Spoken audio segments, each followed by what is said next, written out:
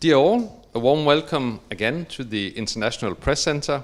We're glad to have you with us here this morning for the briefing, both journalists here in the room and also the people who have joined us this morning online via Zoom. My name is Peter Krause and I work here at the center. We've been looking forward to introducing our speaker today, Kristian Søby Kristensen, who's a senior researcher and also director of the Center for Military Studies at the University of Copenhagen. So earlier this morning, the Danish government introduced its plan or its proposal, its framework about what to do with the Danish defense for the next 10 years. And I think for you, those of you who saw it, at least in terms of the funding figures, it's unprecedented for many years in Denmark to see this level of investment in our armed forces.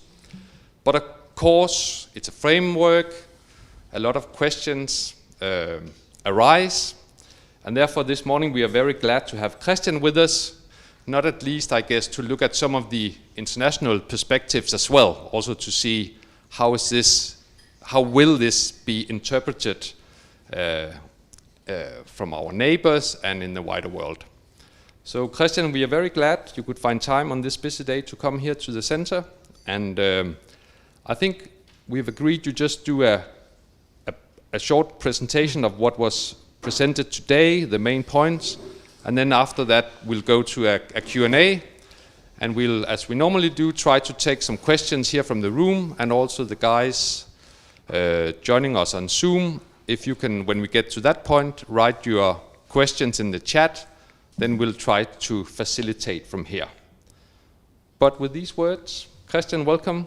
Thank you. The floor is yours. Thank you. Thank you so much, Peter. And thanks for the invitation. The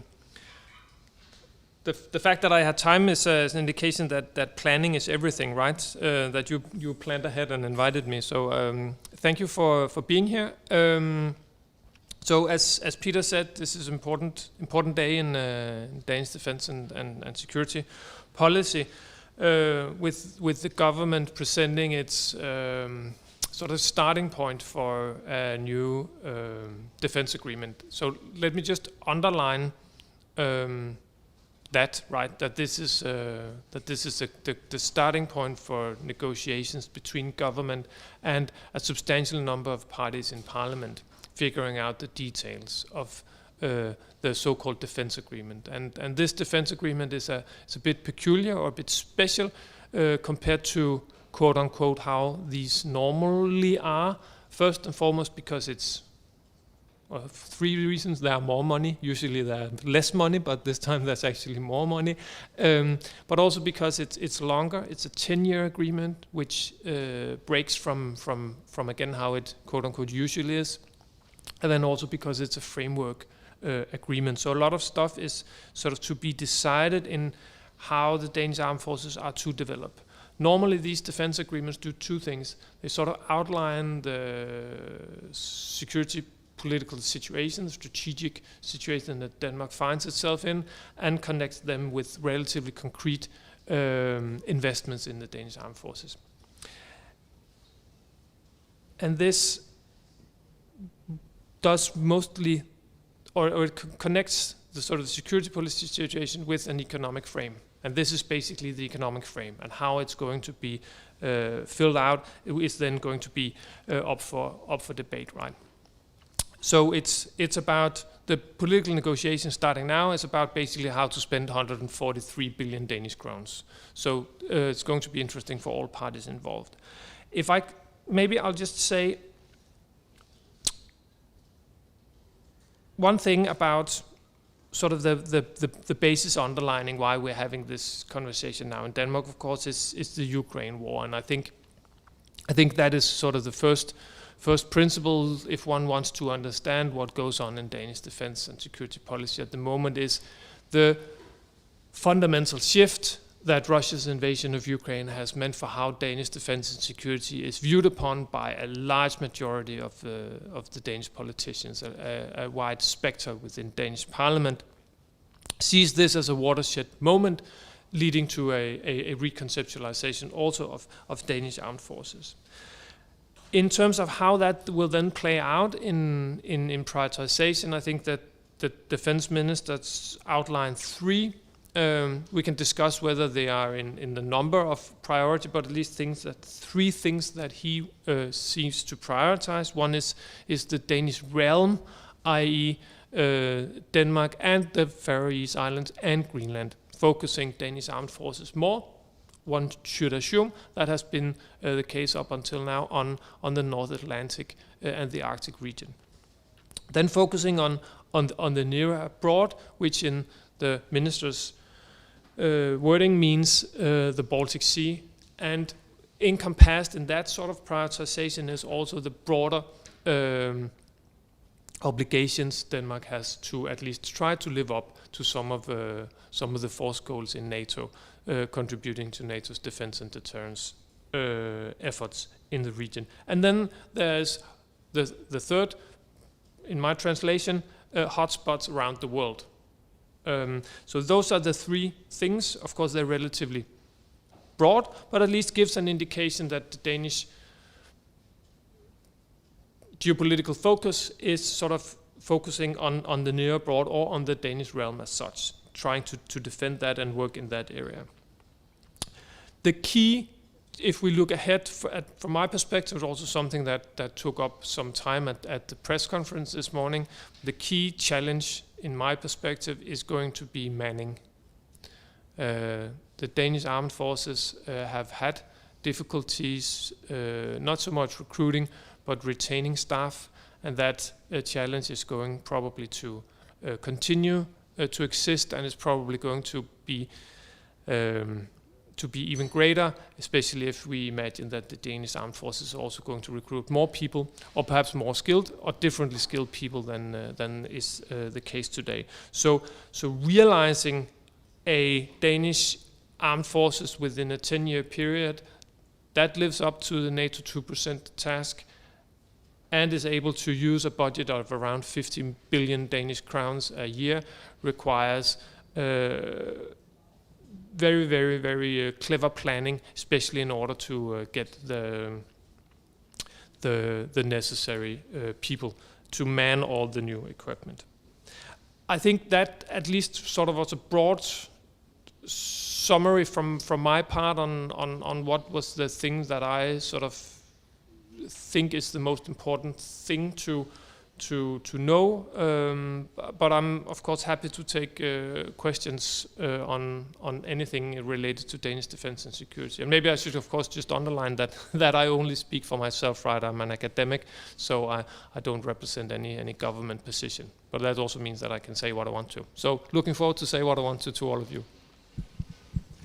Thanks a lot, Kristian. I think we'll just do a round here in the room to start with, if there are any questions. And when you get the microphone, at least the first time, if you're kind enough just to say who you are and your media, then go ahead. I see Samuel first. Hi, Samuel from Swedish Radio. We have met before. One thing that the defense minister got a few questions on during the press conference was this claim that they already next year will live up to NATO's 2% target, because he includes almost 22 billion Danish krones of military defense support to Ukraine into what can be put into those 2%. Will NATO agree on such mathematics, or is that just a political kind of trick from the government? I think it's a super good question, and I'm not sure I have a complete answer to it. I think perhaps the government is trying to do both, i.e. both do some political magic, waving of a political magic wand. Perhaps in the first instance focused on the domestic scene. But of course, if it can lead to a broader debate about how the NATO 2% goal accountancy works, then I think that would be an extra boon. There are a number of things that go into the calculation of the NATO 2% goal that are sort of that one can debate, right? I think, for instance, the Danish Meteorological Institute, some of its funding counts towards the 2% goal, right? So one could make the argument that helping Ukraine armed forces is an important endeavor as making sure that the weather is forecasted, right? But I think that, in a sense, there's also to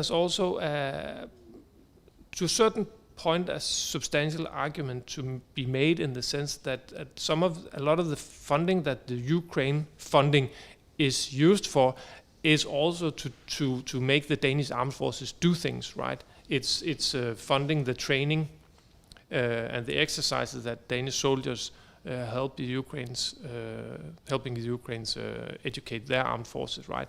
So in a sense, the government also points to a fact that maybe there is a case to be made to at least discuss support for Ukraine in relations with a wider burden sharing agreement. But whether the trick of making it into the 2% will fly in Brussels, I doubt it. But let's see what happens when some of your colleagues manage to corner the Secretary General and hear what he has to say about it. I look forward to that, at least. Thank you. Online we've got Xinhua, the Chinese news agency, and they have asked, what does this new proposal mean for the so-called strategic autonomy of Europe? I guess that's looking at the Europe as a whole from further abroad. Well, I think one of the interesting things, of course, with this sort of plan for the Danish armed forces is, what will it mean that Denmark has gotten rid of its EU opt-out, meaning that Denmark can play within both sort of institutional arenas, both within NATO alliance and within the European Union. And to be honest, now that we got a question from China, one of the things that perhaps surprised me a bit with the presentation was the relatively little attention China and the global competition between the West, US, and China, on the other hand, got in the presentation. When the minister talked about global affairs, he talked about sort of non-traditional or non-military threats and challenges. When he talked about global affairs, it was about climate change, it was about migration, it was about terrorism, it was about instability. It was not about Taiwan or the Chinese Navy or competition in South China Sea. So in that sense, you could say that China did not play an important role in this, and I think the sort of the headlines underlined by the minister, I think, indicates first and foremost how significant the war in Ukraine is for Denmark and for Danish security, and therefore also for Danish armed forces and strategic thinking. That if there is any kind of great power competition, I think first and foremost from a Danish perspective, that's with Russia. And what that will then mean for strategic autonomy, I think is an open question, but it at least indicates that when there is other things than the immediate issue of managing the threat from Russia, then Denmark is going to put its egg in the EU basket, if that makes sense. What do you mean by that? Sorry? I mean by that I think Denmark will try to be a constructive partner and in the EU, when EU thinks about and does defense and security, I think Denmark will try to be a responsible partner and also there try to pick up its share of the burden. I think the there is a realization also with sort of within the strategic thinkers within the Danish government that right now everything is about Ukraine, but that does not mean that some of the wider challenges in Europe's near abroad that they have disappeared. Right, there are still instability in the Middle East. There are still threats from terrorism. There is still irregular migration, and all these threats and challenges may very well be accelerated by climate change, right? And handling those, I think the Danish government sees the EU as a primary framework for doing that, and therefore wanting to be a constructive player within that framework. That has just opened up, right? So I think this is also, to a very large extent, also a matter of a steep learning curve for Denmark, figuring out how is it to actually be part of EU when it comes to security defense, just as Finland and perhaps soon Sweden are also on a learning curve, figuring out what it means to actually be member of NATO. Thank you. 2 questions again from Zoom. Just one, I guess it's factual, it's just probably a clarification from the Polish news agency. The target to meet this 2% in 2030, is the Ukraine fund included in that, or is it excluded in that calculation? I don't know if it makes sense. It makes a lot of sense. I think it goes back to the question before about what is real budgeting and what is sort of political magic. And I think as far as I understand it, this year and next year, the Danish government has set aside a substantial amount of funds supporting Ukraine in the sort of a little bit on the plus side of 20 billion Danish krones. And if you put that on top of what the defense budget is supposed to be in 2024, that sums up to 2%. Whether that will mean that the Danish armed forces will reach the 2% goal, I guess that means to be decided, right, by Stoltenberg, who it is that gets to decide that. But then sort of simultaneously with that effort supporting Ukraine, there also is an planned increase in the quote-unquote actual Danish defense budget, meaning that it will get to 2% in 2030 with the plan that is produced here, and also the basic political agreement that was made just after Russia's invasion of Ukraine back in March 2022, that basically said that Denmark would reach 2% goal, not in 2030, but in 2033. That has now been sort of pushed to the left, meaning 2030 instead. And that is included in the plan, independently of any further Danish support to Ukraine. Thank you.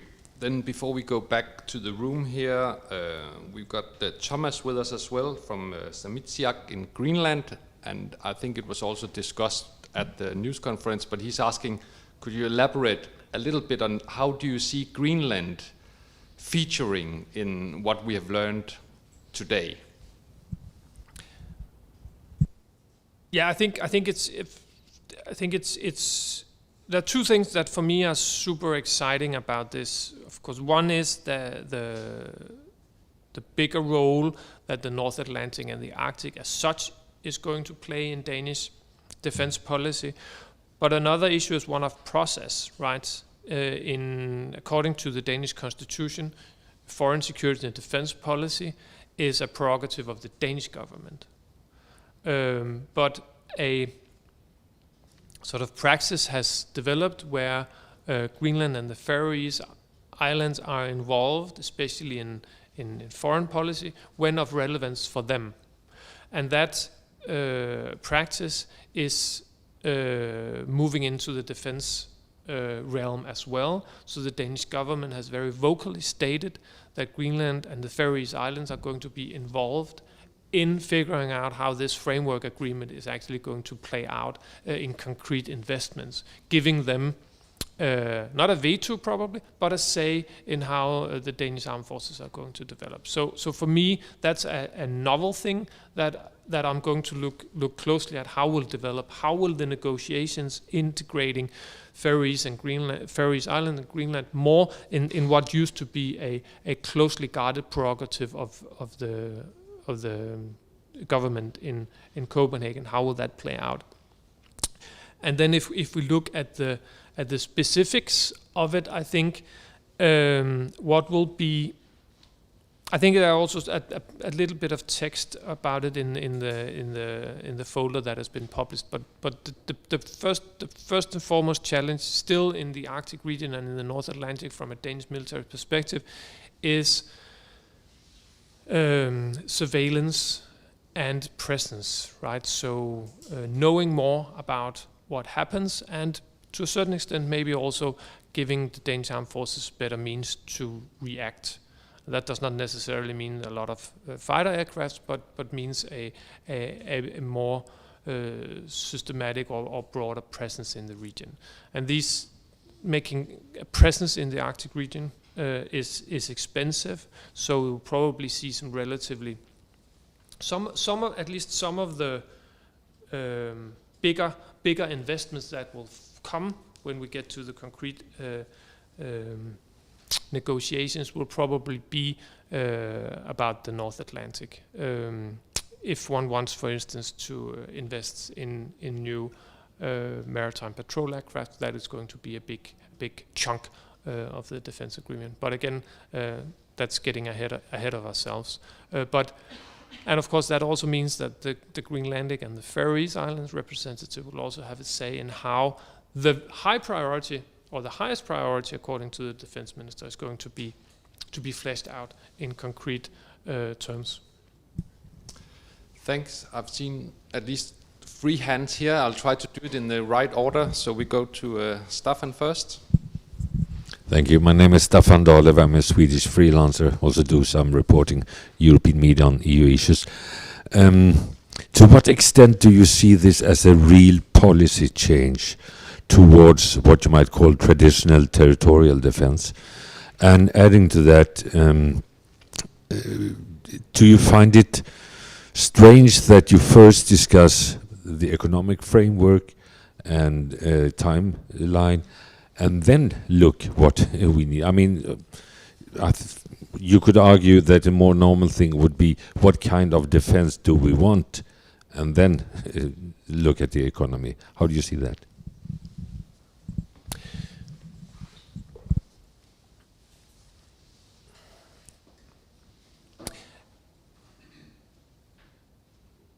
I think that a key difference between, for instance, Sweden and Denmark is that Denmark for 70 years has been part of NATO, meaning that the Danish armed forces have always seen themselves as a contribution to something bigger. And who then decides what a substantial enough contribution to this something bigger is an open question, right? Or is not necessarily a question only about the threat, but also about allies and the allied pressure that is put on Denmark. So how the Danish armed forces look and how big they are, i.e. how much money are spent on them, is of course a reflection of the threat perception in Denmark, but is also a reflection of the allied demands put upon Denmark, primarily of course from the US, which you can also see if you look back at the Danish armed forces being in a situation where there were not a very concrete threat to Denmark. The Danish armed forces transformed themselves rather radically, at least compared to other European states, to be able to follow the American threat perception, i.e. focus on expeditionary warfare, first and foremost in Afghanistan. And now the Danish armed forces are transforming again in a sort of under a combined impression of an increased threat, but also of an increased or changed American pressure for what the Danish armed forces should do, or what they should look like. And I think you can see that in the funding, i.e. that it goes up. But then of course there's an open question what they should be used at or used for.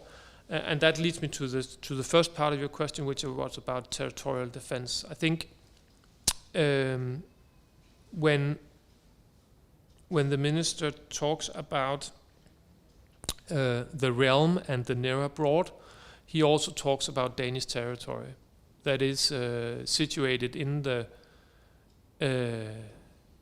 entrance to the Baltic Sea, and thus is a strategically important space.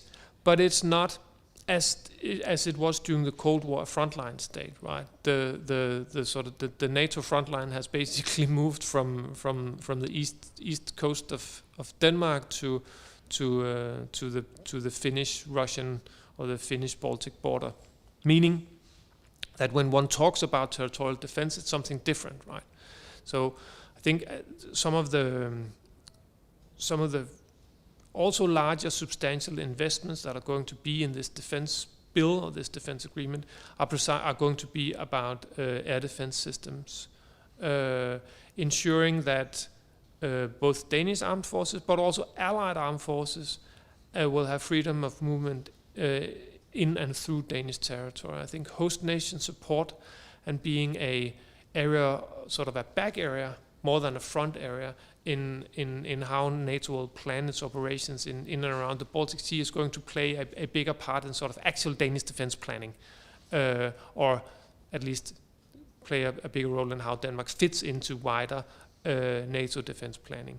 There is, as you probably are aware, negotiations taking place at the moment about giving US troops more access to Danish territory in peacetime, right? And I think that is an expression, at least, of a US wish for being able to transit through Danish territory and operate from Danish territory in times of crisis. So I think in that sense, territorial defense is back, but it's not invasion defense as it was when I was younger in the 80s. Thank you. Just before we go to AP here, it relates a little bit to Staffan's question from Reuters online, also about the timing. They're saying, I mean, with all the immediate needs, cybersecurity, the threat from Russia, is it, as they say, is it a good idea to do this slowly increase spending, or could you not argue that more money would be needed right here, right now? And then secondly, they say if Denmark can go to Vilnius in July with a 2% agreement to NATO, what would that mean for Denmark? I think it's a super good question, and in a sense, it indicates that the clock is ticking. But I think the clock is ticking fastest in political terms, right? That it is this very important politically for the Danish government to be able to present a solid plan for reaching 2% at the summit in Vilnius this summer, which is also the 10-year anniversary from Wales summit, where the 2% pledge was originally made. So having a plan that gets Denmark to 2% is important politically. And I think that is also, to a certain extent, why we're seeing this political framework framed as a framework agreement more than a concrete agreement, because there simply aren't enough time to do the specific negotiations before Vilnius. Then there's a question of, okay, but other countries seem to be able to get to 2% quicker than Denmark. For instance, Sweden, I think it's 27 or 26 that Sweden is planning to reach the 2% target. But I think that is perhaps also a reflection of the sorry state of affairs within the Danish armed forces. That is a consequence of two things. One is costs that perhaps have cut too deep, meaning that the basic structure for absorbing new funds, enabling the Danish armed forces to take upon them new tasks, that basis is fragile. And secondly, that the Danish armed forces focused very much on doing expeditionary warfare, meaning that coming back to more traditional, conventional military tasks is a longer trip for the Danish armed forces than may be the case for a number of other allies that have at least retained some planning or some capacity for doing conventional warfare in its near border. That has not been the case for Denmark. So it's a substantial reorientation of the armed forces as well. And I think that is why the phasing in of the new funds is so relatively not steep, but flat. And I think it has continuously, as we've talked since March, about getting to 2% has been one of my sort of concerns, that the funding would be allocated too soon, because I'm skeptic to see how much the Danish armed forces can actually absorb. So I think it's probably a good and conscientious decision not to shower them with too much money in 24 and 25. Thanks. And now we'll go to Jan. Thank you. I'm Jan Olsen from the Associated Press. If you could paint a picture of the Danish armed forces sort of evolution in the past years, going from that, from the focus on assignments abroad to a more territorial defense as it is now. And it seems that they have sort of forgotten to take care of the men and women in the armed forces by, I mean, you have the money being spent on those dilapidated barracks in different places. So it seems that the focus has been elsewhere and not in Denmark. So the focus is coming back to Denmark. That's at least how I see it. But could you sort of explain that? Yes, I think you have, to a very large extent, is spot on. I think there have been two overall trends that have sort of shaped how the Danish armed forces look today. One is globalization, and the other one is peace dividend. So in the sense, the Danish armed forces have transformed themselves radically to be able to cater to demands for operations away from Danish territory, helping allies and partners, of course, again, first and foremost, the United States, but also, for instance, supporting French efforts in Mali before the Europeans got kicked out of Mali. So, but being able to do that has been the key focus of the armed forces, also because at the same time they got hit by savings. And that has meant that the leadership of the Danish armed forces have then deprioritized anything that was not associated with these global engagements, right? Meaning, and it's also reflected in planning, and of course then also in structure, right? So there, up until, I think, basically last year, there really were no defense planning for Danish territory, right? So, and I think that sets Denmark apart from, of course, Finland, but I think, and Norway, but I think also Sweden. That was also a sort of a Nordic country that has been relatively sort of transformed its armed forces relatively much. So the whole structure for thinking about territorial defense of conventional armed forces and how Denmark should play in with its allies in a conflict situation in the Danish near abroad has sort of been completely off the agenda.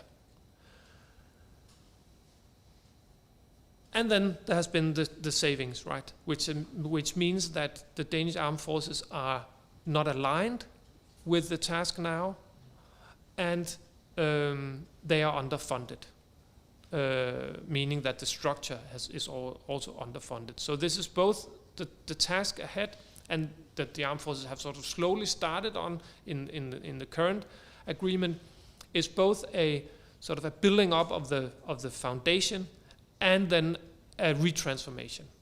So it's not just about more money or about transforming, it's about transforming and more money at the same time, which of course makes it more difficult, right? Because there's a lot of things that you need to be able to plan for that are dependent on each other, right? If you get a new weapon system, you need to have barracks where or garage where you can station it, but you also need to have people who can man it and that can be trained on it. So before you have a real sort of military effect, and then if you can't recruit the number of people, then the equipment isn't working, and so I can. There are a lot of challenges also in integrating new systems within the armed forces, and of course that task is made even more difficult by the fact that manning is probably going to be the key challenge. Did that make sense? Thank you. I think we've got about 4 or 5 minutes left, so also the journalists online, there's a last chance to try to type in a question, but before we do that, we'll go to Rolien. Hi, my name is Rolien. I'm a journalist from Holland, working for Dutch television. And I have 2 questions. One is about the Faroes. There is this conflict that the people on the Faroes want to keep trading with Russian fisher ships, and Denmark is afraid that they spy on the Faroes. How do you see this conflict? The second one is, there has been a lot of talks about Danish Bornholm and Swedish Gotland, where all or most of the military experts say these islands have a crucial importance because of their placement. And I've talked to colleagues also. Can you explain in a very basic way why they are crucial? Because for when you're not an expert, you would think, well, you could also help the Baltic countries without these islands. I was wondering. So if I can start with Bornholm and Gotland, because that's probably the easiest question. The logic behind some people in both Sweden and Denmark underlining the importance of Gotland and Bornholm is that in a crisis situation, if Russia were able to establish a presence, they would be able to sort of make a forward defense, especially air defense. So in that sense, they would sort of be like a forward air defense bastions that would be difficult to get to for NATO armed forces, but would also mean that the freedom of movement for NATO air forces in the whole of the Baltic region would be substantially reduced, and therefore making it more difficult to help the Baltic countries. So this is a sort of a military scenario where a war breaks out in the Baltic region, where a means for Russia to enable it to invade the Baltic state would be significantly helped if it also did a landing in either Gotland or Bornholm, or preferably, of course, both. Right? If you have anti-ship missiles and air defense missiles on Bornholm, you basically control the entrance to the Baltic Sea, both in air and sea, and the same goes for Gotland. So military planners in Sweden, some military planners in Sweden and Denmark see Gotland and Bornholm as the natural sort of first step from their national perspective in a conflict. I'm perhaps representative of a school that perhaps a little bit less concerned about precisely Gotland and Bornholm, especially with Finland joining as well. I think it would be very difficult for Russia to maintain its positions in any military meaningful sense in Gotland or Bornholm. But that is those are issues that sort of military nerds can debate for hours and hours on end. So, but that's the basic reason is that because it would enable Russia more freedom of movement in a conflict situation in the Baltic Sea region. And then there's a question about the Faroese. So the logic is that both Greenland and the Faroese Islands, they can sort of take over responsibility for policy areas, and then that can be sort of decided between Copenhagen and in this instance Tórshavn. And both Greenland and the Faroese Islands have sort of taken over responsibility for the fisheries policies because they are very, very important for the economy of both countries. So of course they want to decide themselves. The problem is then when fisheries policies become security policy, which is a prerogative of Copenhagen, which is it? Who decides? And I think that is what we're seeing playing out now, where Copenhagen, on the one hand, doesn't want to step on the Faroese Islands' toes, but on the other hand, would really like the Faroese Islands to take some decisions on fisheries policies that would limit Russian fishing vessels calling on Faroese harbors. How it will end, I can't tell you, and whether it will sort of be a low simmering topic or whether it will explode, I can't tell you either. But I can tell you it's a good example of how the dynamics within the realm can explode or can become contentious when a hitherto not considered security policy area becomes security policy. The same sort of logic played out when all of a sudden whole of Europe were concerned about Huawei tele-infrastructure, where Faroese telecommunications decisions all of a sudden also became an instance of security policy. Thank you. If there's one last question from the room, I think just a quick one. No, doesn't seem to be the case. Then, Kristian, I'll say thanks a lot for coming here, answering the questions. I know you got a busy day ahead of you, and also I can't guarantee today, but if any one of the journalists want to reach out to you, I'm sure that's fine. Thanks a lot. Yeah, you're welcome. Thank you. Ja.